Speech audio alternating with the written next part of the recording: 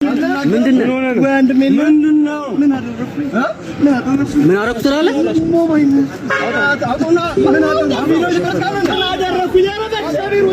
አራት ኪሎ ያበቀለችው አቡሽ የቤት ስሙ ነው ዝናጭ ነው እሱ በልጅነቱም የዘጠናዎቹ ትውልድ የፎቶ አነሳስ ሰለባ ጎበዙ ተማሪ ህይወትን ለማሸነፍ ብዙ ጣውረዶችን አይቷል አራት ኪሎ ማስቲካ አዟሪው ያኔ የደገፈችውን ሊስትሮ ዕቃ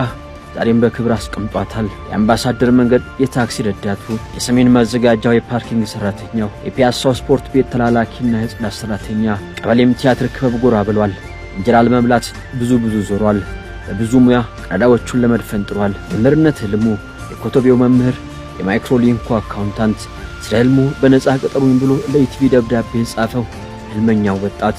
ጋሽ ውሸት ወርቅ ቀለማው ጋር ተመላልሶ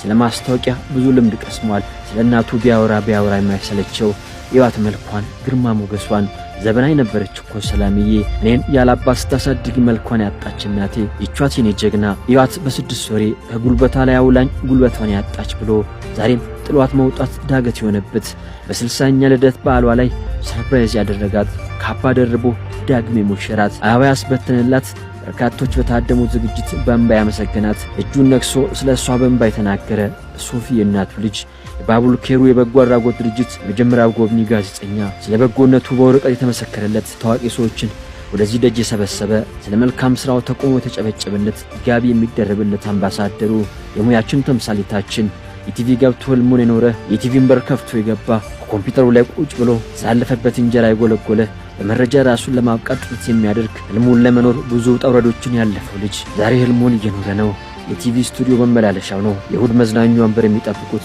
ባለአስተማሪ ታሪክ ባለቤቱ ጋዜጠኛ ሶፎንያስ ዋሲሁን